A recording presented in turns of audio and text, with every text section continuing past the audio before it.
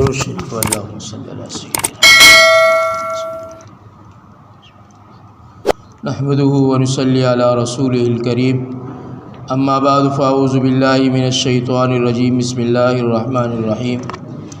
عن ابی ہریرہ رضی اللہ تعالی عنہ قال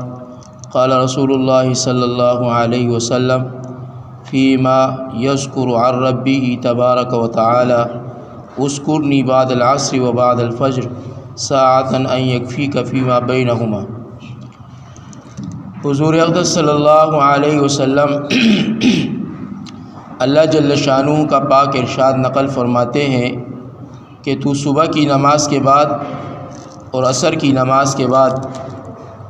تھوڑی دیر مجھے یاد کر لیا کر، میں درمیانی حصے میں تیری کفایت کروں گا۔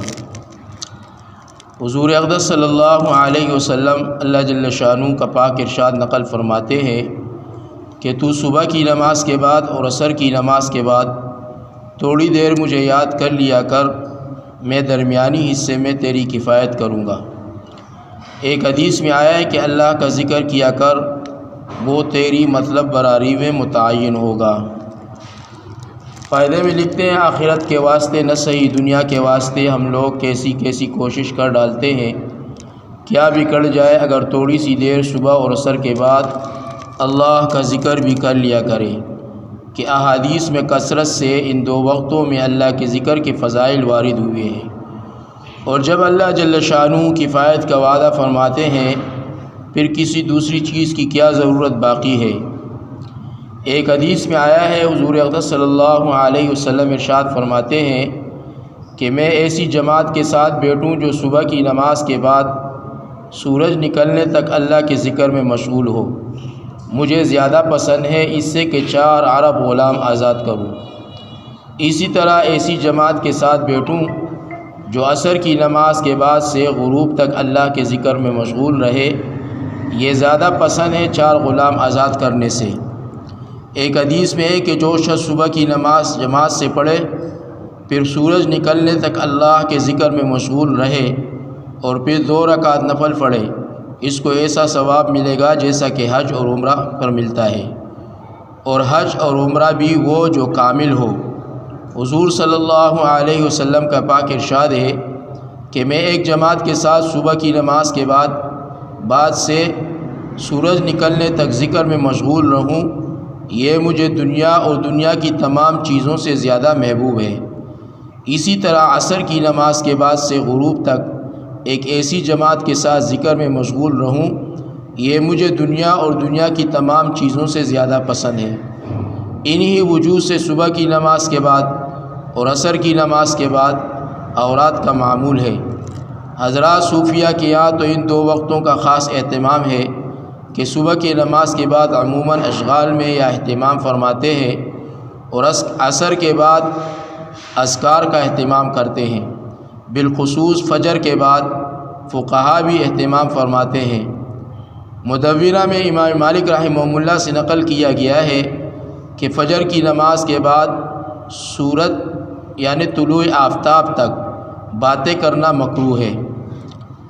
مدونہ میں امام مالک رحمہ اللہ سے نقل کیا گیا ہے کہ فجر کی نماز کے بعد طلوع آفتاب تک باتیں کرنا مکروہ ہے، اور حنفیہ میں سے صاحب در مختار رحمہ اللہ نے بھی اس وقت باتیں کرنا مکروہ لکھا ہے۔ ایک حدیث میں آیا ہے کہ جو شخص صبح کی نماز کے بعد اسی ہیبت سے بیٹھے ہوئے بولنے سے قبل یہ دعا 10 مرتبہ پڑھ لے، لا الہ الا اللہ وحدہ لا شریک لہ لہ الملک ولہ الحمد یحیی ویمیت وہو علی کل شیء قدیر۔ ترجمہ: اللہ کے سوا کوئی معبود نہیں، وہ اپنی ذات اور صفات میں اکیلا ہے، کوئی اس کا شریک نہیں، سارا ملک دنیا اور آخرت کا اسی کا ہے، اور جتنی خوبیاں ہیں وہ اسی پاک ذات کے لیے ہے، وہی زندہ کرتا ہے، وہی مارتا ہے، اور وہ ہر چیز پر قادر ہے۔ تو اس کے لیے 10 نیکیاں لکھی جاتی ہیں، 10 برائیاں معاف فرما دی جاتی ہے، اور جنت میں 10 درجے بلند کیے جاتے ہیں، اور تمام دن شیطان سے اور مکروہات سے محفوظ رہے گا۔ ایک حدیث میں آیا ہے کہ جو صبح اور عصر کے بعد استغفر اللہ الذی لا الہ الا هو الحی القیوم واتوب الیہ، ترجمہ: میں اسی اللہ سے جو زندہ ہے، ہمیشہ رہنے والا ہے، اس کے سوا کوئی معبود نہیں ہے، اپنے گناہوں کی مغفرت مانگتا ہوں اور اسی کی طرف رجوع کرتا ہوں، توبہ کرتا ہوں۔ 3 مرتبہ پڑھے، اس کے گناہ معاف ہو جاتے ہیں، خواہ سمندر کے جاگ کے برابر کیوں نہ ہو۔ اللہ تبارک و تعالی ہمیں عمل کی توفیق عطا فرمائے، ان احادیث تک اوروں تک پہنچانے کی توفیق عطا فرمائے۔ اللہم لک الحمد کما انت اہل، وصلی علی محمد کما انت اہل، وافعل بنا ما انت اہل فانک اہل التقوی واہل المغفرہ۔ سبحان ربک رب العزۃ عما یصفون وسلام علی المرسلین، آمین برحمتک یا ارحم الراحمین۔